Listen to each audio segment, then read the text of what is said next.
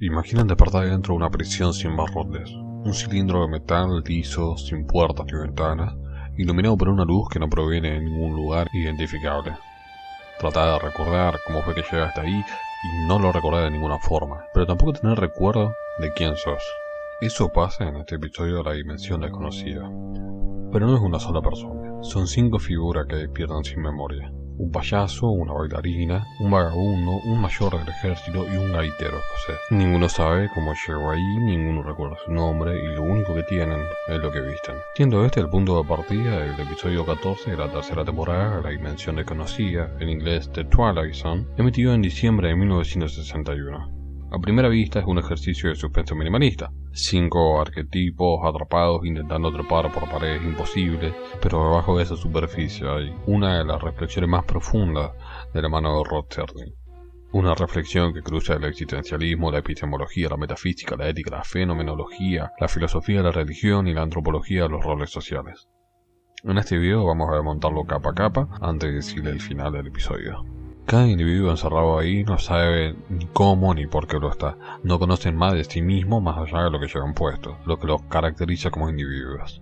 Es acá donde el episodio se vuelve, capaz sin proponérselo, un ejemplo de existencialismo aplicado. Empecemos por el sobreanálisis filosófico. Para comenzar, el concepto de Geborgenheit de Heidegger, el estar arrojado, describe la condición humana como la de encontrarse ya existiendo en un mundo que no elegimos. Sin un manual de instrucciones, sin explicación previa, obligados a construir un sentido desde dentro de una situación que simplemente ya está ahí. Los 5 personajes del episodio de Serling encarnan esto de manera casi literal. Despiertan arrojados, sin una historia, sin causalidad que los preceda. No hay un antes, solo hay una hora, el cilindro y la pregunta sin respuesta de cómo fue que llegaron ahí. Se puede ver también de la filosofía de Sartre, llevando hasta ahí a un paso más allá, con su idea de que la existencia precede a la esencia. Para el existencialismo sartreano, un ser humano no nace con una naturaleza fija que determina quién es. Primero existe y después, a través de sus actos, se va a acabar definiendo. El drama de los 5 personajes es exactamente el inverso, y por eso resulta tan perturbador.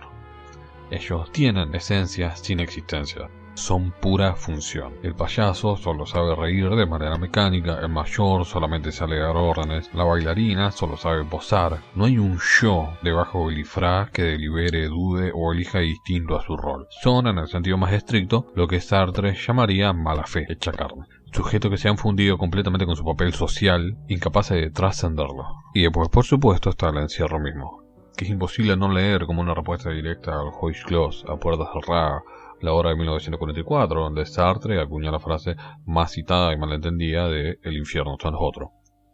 No es una condena a la compañía humana en abstracto, es la descripción de lo que ocurre cuando los 5 conciencias, en este caso, quedan selladas juntas sin escapatoria, obligadas a mirarse, a juzgarse y a definirse mutuamente, sin poder huir de esta mirada ajena.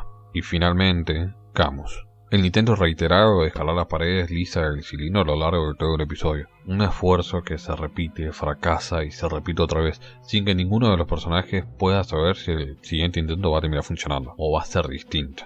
Es una reescritura casi exacta de la imagen central del mito de Sísifo, el ser humano condenado a una tarea que no tiene resolución posible y que sin embargo debe intentarla igual, porque detenerse es una forma de muerte. Camus termina su ensayo con la frase algo discutida y conclusión de que hay que imaginar a Sísifo feliz. El sentido no está en lograr la tarea, sino en el acto mismo de seguir intentándolo frente a lo absurdo. Este episodio no llega a ese optimismo, pero se lo puede ver como un Sísifo multiplicado por 5, sin la posibilidad ni siquiera de revelarse conscientemente porque los personajes simplemente no comprenden del todo la naturaleza de su propia condena. Y ahora, sobre la epistemología. Si el existencialismo describe la angustia de estos personajes, hay una pregunta previa más elemental que el episodio también plantea.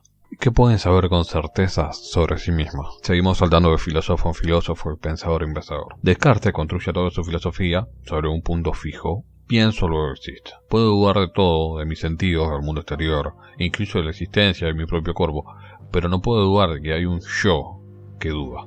Ese acto mínimo de conciencia es básicamente para Descartes el suelo indestructible sobre el que se termina reconstruyendo todo el conocimiento. Cogito ergo sum. Los personajes de este episodio siguen esta misma lógica. Dudan, razonan, discuten sobre su situación. Y sin embargo, el yo, que es el cogito, debería garantizar resulta vacío. en cuanto se intenta rellenar. Piensan, luego existen, pero no saben qué existe. Este pensar cartesiano le da el hecho desnudo de la conciencia sin darles absolutamente nada de contenido biográfico. Hay también otro ligado a la memoria. Buena parte de nuestro conocimiento de nosotros mismos no es introspección pura, sino memoria. Sé quién soy porque me acuerdo de quién fui. Al arrebatarle a los personajes toda memoria autobiográfica, el guión no los priva de una historia, les arrebata el instrumento mismo por el que normalmente nosotros podemos responder la pregunta de ¿quién soy? Quedan reducidos a lo único que puede conocer con algo de certeza. Su apariencia externa, el disfraz, que terminan por confundir por necesidad, no por error, con su propia identidad. Y si seguimos profundizando y terminamos en la China de los pensamientos profundos, la metafísica y la identidad personal. El episodio conecta, sin proponérselo, con uno de los debates más antiguos de la filosofía moderna. ¿En qué consiste la identidad personal a través del tiempo? John Locke sostuvo que lo que hace que una persona sea la misma a través del tiempo no es la continuidad de una alma o una sustancia, sino la continuidad de la conciencia. Básicamente, la cadena de memoria que enlaza un estado mental con el anterior, la capacidad de recordar. Si esa cadena se rompe, la identidad se rompe junto, aunque el cuerpo siga siendo el mismo. Y siguiendo el mismo criterio, Locke, no estaríamos ni siquiera capaces de decir que son alguien que existió antes. Bueno, para no dejar esta reflexión en un solo autor, vamos a profundizarlo más con otro, David Hume. Bueno, para Hume no existe ningún yo sustancial detrás de nuestras propias percepciones. Cuando introspeccionamos nunca encontramos un núcleo permanente, solo un flujo, una maraña de percepciones sucesivas, tipo sensaciones, emociones, pensamientos, que la mente va a agrupar y va a llamar, por mera comodidad, como yo. Es la teoría del self como un bundle. Un combo, digamos, porque en inglés ahí para atrás, de percepciones sin un hilo como tal que los una desde adentro. Entonces, también los personajes de Serling en este episodio, casi al pie de la letra, son humeanos. No hay ninguna sustancia debajo del payaso, de la bailarina, solo la sucesión de gestos, frases y reacciones que su rol les permite tener. Lamentablemente no puedo terminar esta idea sin spoilear el final del episodio, así que si no querés saber el final del episodio todavía, avanza hasta el minuto que aparezca en pantalla. Bueno, el spoiler. Cuando el episodio revela que son juguetes, no hace más que confirmar en el plano literal lo que Hume proponía en el plano metafísico. Quita las percepciones, quita el disfraz y no queda ningún residuo escondido, no hay un alma debajo de todo relleno. Y ahora que ya spoileé anteriormente el origen del episodio, no lo voy a volver a repetir. El origen de este relato no nace de Serling, fue adaptado por él, más o menos, de un relatore de Marvin Petal, el depositario. Serling, que ya tenía labor por el piso seguramente de estar escribiendo todos los guiones de todos los episodios de la serie, encontró el texto de Petal y lo terminó adaptando al género y a la televisión. Así también, el título del episodio, 5 personajes en búsqueda de una salida, es una referencia directa a 6 personajes en búsqueda de un autor, de Luigi Pirandello, de 1921, una obra de teatro metateatral, en que 6 personajes inconclusos van a reclamar al autor, interrumpiendo la obra que estaban ensayando, que termine su historia, que alguien les dé un sentido. Serling básicamente va a reducir el número de personajes de 6 a 5 y va a cambiar el autor para algo que puede ser un poco más terrorífico, porque no hay ningún autor al que buscar.